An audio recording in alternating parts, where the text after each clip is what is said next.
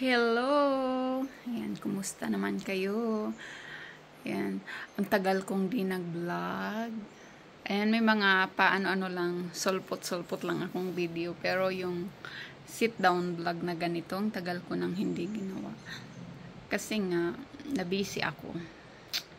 I think, basta ang tagal ko nang, kung kailan lang maisipan. So, ayan, pero yung channel ko buhay pa naman, active yan. Minsan may mga upload lang akong maliit na video kung ano lang yung ginagawa ko at saka yung mga bata, pero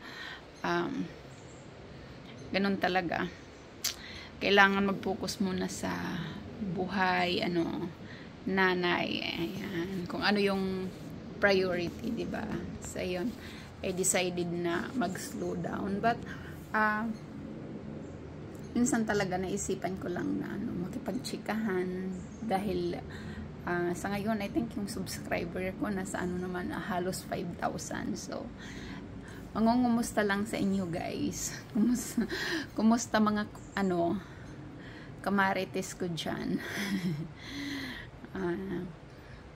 Ako yung dati, 'di ba, super active ako sa FB at saka sa YouTube.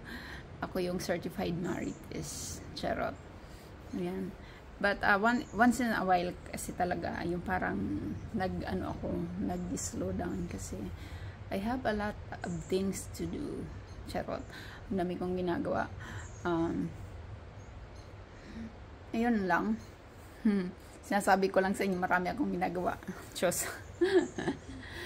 So, ngayon, pag-usapan natin yung na minsan may sumasagi sa isip ko. Ayan. Also, sa video natin ngayon, pag-usapan natin yung topic ko ngayon, it's never too late. Ayan.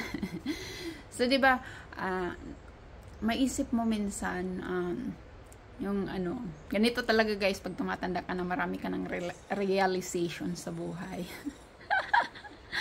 Hindi yung yung minsan may isip mo, ano ba yan? Ang tanda ko na, dapat ginawa ko to nung bata-bata pa ako. So, yung parang you have that kind of regrets na sana ganito yung ginawa ko nung nasa 20s pa lang ako. Ayan. Sabi ng mga nasa 30s na, 40s na. Ayan. So, yun. Kaya yung topic natin ngayon, it's never too late. Yan. So, kung mga nasa 30s ka na, nasa 40s ka na, basta 30 plus ka na pataas, makaka-relate ka dito. Kasi, yung pag-uusapan natin ngayon, ayun nga, it's never too late. Sa Tagalog, ano ba yun? Hindi pa huli ang lahat. Ayun. So, i-share ko lang sa inyo yung mga, yung best mostly sa experiences ko. Ayan, kung ano ba yung mga napagdaanan ko sa buhay, kung ano ba yung mga realization ko, ayan. Kung bakit ako napunta sa ganitong topic. Ayan, na hindi pa huli ang lahat. 'Di ba? Parang parang sa ano ba 'yan? Telenovela, yung sa TV, telenovela. Ayan. Sorry guys, hindi kasi ako nanonood. More on ako mahilig ako magbasa kaysa manood. Yan, yung kaibigan ko nga, sabi, may pinasa akong, napanood mo na ba yan? Sabi ko, teka, hindi pa. Kasi nabisi ako magbasa. May binabasa akong mga books.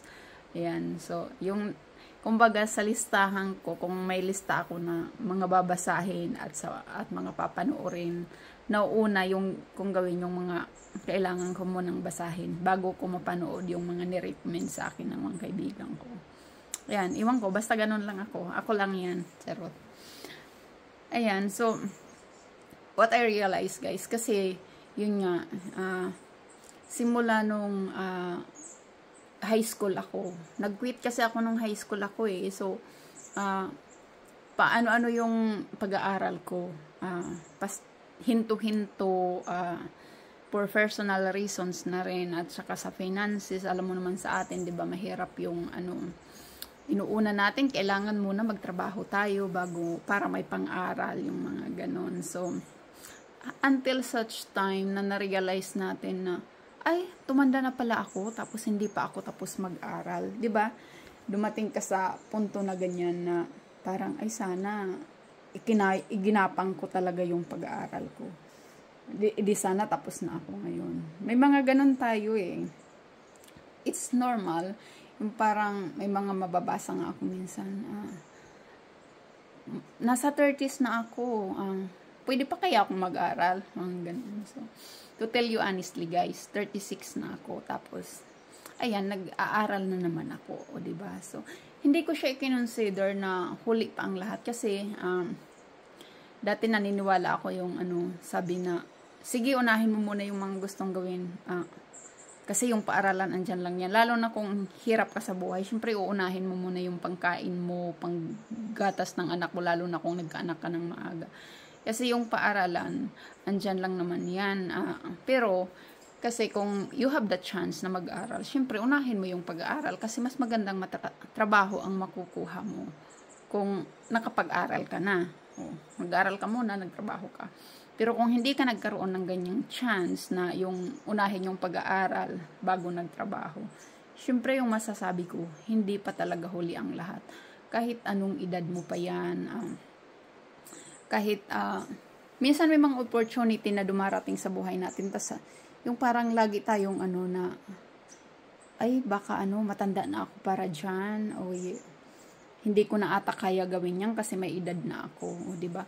Wag mong sa isip mo yan. Wag ibahin mo yung mindset mo. Wag mo isipin na yung edad mo, wag mo isipin yung kung ano ba yung sasabihin ng ibang tao dahil nga tumatanda ka na, tas ganyan pa yung ginagawa mo.